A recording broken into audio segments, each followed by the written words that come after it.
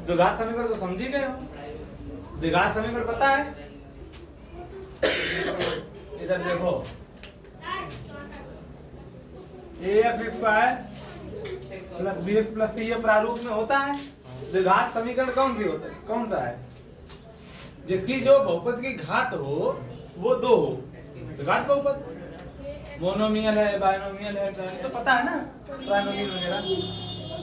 अब क्या करते हैं, ये तो हमें पता है कि कंपेयर करने के बाद a की जगह नंबर हो सकता है, b की जगह नंबर हो सकता है, c की जगह तो कांस्टेंट सिर्फ नंबर ही होगा, वेरिएबल हो ही नहीं सकता। अब हम लोग पढ़ेंगे त्रिघात। त्रिघात का प्रारूप क्या होता है? ax cube plus bx square plus cx plus d। मतलब उस बहुपद में जो बहुपद की घात होगी वो 3 होगी। आप लोग 3 का मतलब समझते हैं कि उस पूरे बहुपद में एक पद ऐसा होगा जिसकी अधिकतम घात 3 होगी, वो क्या हो जाएगा? त्रिघाती। अब इस रूप में अगर होगा, जैसे मैं नॉर्मली बोल दूं कि 5x cube plus 4x square plus 2x plus 1, इस रूप में हो सकता है। वो माइनस में भी हो सकता है, नंबर तो 2 ही रूप में हो गया, तो पॉजिटिव निगेटिव। यहाँ पर माइनस हो सकता है, इस रूप में होगा। हो सकता है वेरिएबल वो बदल दें, इस तरह से करते हैं कि 7y square plus 7y power 3 plus 3y की पावर 2 माइनस 2y प्लस इस तरह से 6, इस तरह से भी हो सकता है। ये एक उसका तरीका मानक रूप होता है, किसी भी चीज का, हर चीज का एक मानक रूप होता है। हमें लिखने का तरीका है सबसे बड़ी पावर, फिर उससे कम, फिर उससे कम, फिर वेरिएबल है ही नहीं इसमें कोई। इस पद में देखिए कोई वेरिएबल है, सी अगर लास्ट में आता है या डी क्रम से बढ़ेगा, 4 पद है, ए से डी तक गया तो डी कांस्टेंट है, मतलब लास्ट का पद जो होगा तो कांस्टेंट होगा अगर कोई वेरिएबल नहीं है। मल्टीप्लाई में इसमें देखो y वेरिएबल है तो ये क्या है, तो मल्टीप्लाई वेरिएबल है तो कांस्टेंट नहीं बोल सकते, इसे भी नहीं बोल सकते, इसे भी नहीं बोल सकते, क्योंकि पता नहीं ये variable x y z a b alpha beta gamma delta theta phi psi, इनकी वैल्यू क्या है कुछ पता नहीं होता है, तो ये सब वेरिएबल बोले जाते हैं। वेरिएबल आप लोग जानते हैं। चर एक ऐसी संख्या जिसका मान कुछ भी आ सकता है, हल करने के बाद वो चर हो गया। अचर जिसका मान वही रहता है, जैसे यहाँ पर 6 है तो 6 तो 6 ही रहेगा, चाहे यहाँ पे देखो 6 6 है, माइनस है तो माइनस 6 रहेगा। तो इसका मतलब कि ये जो है चर पद है, अचर पद है, ये सभी चर पद हो गए। तो उसमें हमने क्या पढ़ा था, इसमें क्या होता है, इसमें है ax square plus bx plus c, ये द्विघात समीकरण है, द्विघात बहुपद। समीकरण का मतलब बराबर लग करके 0, हालांकि बराबर 0 वाले भी इसी रूप में हल होते हैं, आगे आएंगे। तो अभी तो है नहीं बराबर 0 अगर लगाए तब वो समीकरण बोला जाएगा। इक्वेशन जब तक बराबर का चिन्ह नहीं है समीकरण नहीं बोल सकते गणित में, ये बहुपद है, ठीक है। बहुपद के रूप अलग अलग होते हैं, किसी में 1 पद है, किसी में 2 है, किसी में 3 4 5 अलग अलग रूप में होते हैं। ये 3 पदों का बहुपद, त्रिपदीय बहुपद। इसके मूलों का योगफल क्या होगा, शून्यकों का योगफल, शून्यकों का योगफल क्या होगा, माइनस b बटे a। मतलब b वाला पद उठाएंगे, माइनस लगा देंगे और a वाला बटे कर देंगे, जो आएगा वो शून्यकों का योगफल हो जाएगा। और बताइए क्या होता है,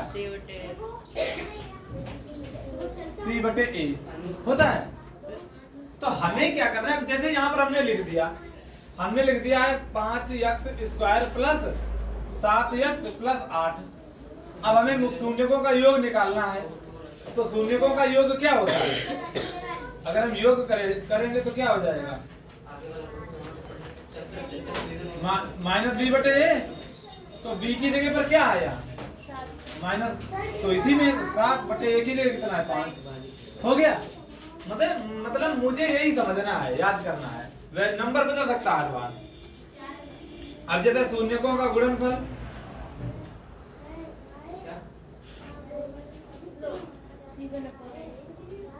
c अपान a है, तो c की जगह पे यहाँ क्या है, ये c वाला होता है पद कांस्टेंट, तो c की जगह यहाँ 8 है, a की जगह 5 है, हो गया। समझ गए? ये तो द्विघात बहुपद का। त्रिघात में क्या होगा?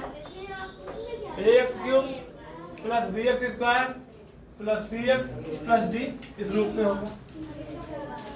ठीक, अब क्या करेंगे? तो इसमें जो होंगे शून्यकों का योग क्या होगा?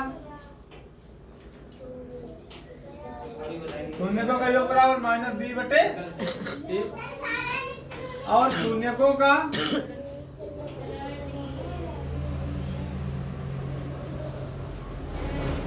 क्या होता है? माइनस डी बटे ए, माइनस डी बटे ए। और जो शून्य, और ये भी याद रखिएगा, इसमें अधिकतम घात 2 है तो शून्य 2 ही आएंगे। कैसे? जैसे अल्फा बीटा मान लो, इसके 2 ही शून्य हो सकते हैं। अगर एक घात का है तो एक शून्य होगा, 2 घात का बहुपद है तो 2 शून्य होंगे, 3 घात का बहुपद है 3 शून्य होंगे, 4 घात का बहुपद है तो 4 शून्य होंगे।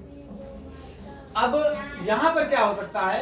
शून्य का मतलब नॉर्मली 4 निकालते, वैल्यू तो बहुत ऐसी हो सकती है जिनका रखने 0 हो जाए, लेकिन निकलेंगे नॉर्मली 4।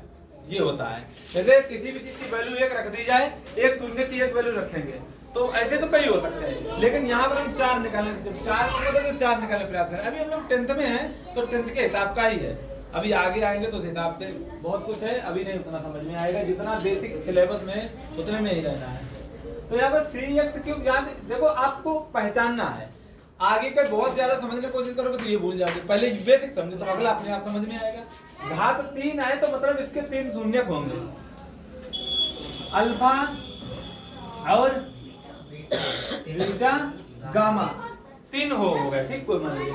अब शून्यकों का अगर हमने योग कर दिया तो इसका मतलब क्या हुआ? मतलब alpha plus beta plus gamma बराबर माइनस बी बटे ए। शून्यकों का गुणनफल कर दिया, मतलब अल्फा गुणे बीटा गुणे गामा बराबर माइनस डी बटे ए। अब यहाँ पर माइनस बी था, ये वाली वैल्यू उठा के रख देंगे, ये वाली वैल्यू रख देंगे, आ जाएगा। ठीक है, अब जो शून्य दिए गए हैं उनके ऐसे देखिएगा कि उनका गुणनफल और हम सम भी करेंगे।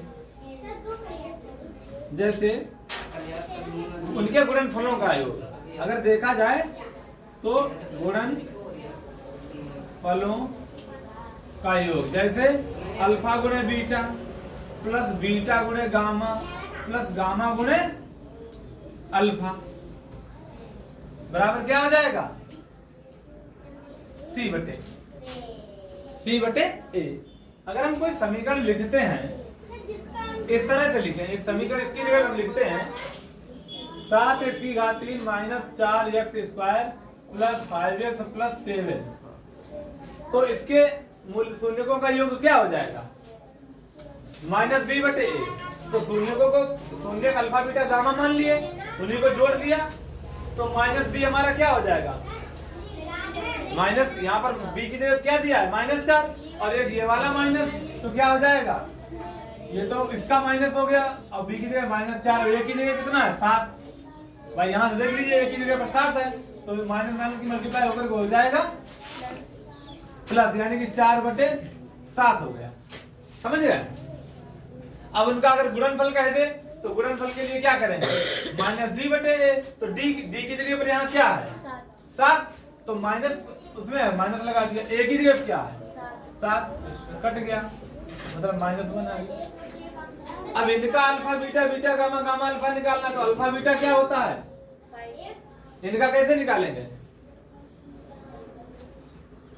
सी बटे, सी की जगह क्या है? 5, ए की जगह क्या है? 7, बस उनके गुणनफल का योग।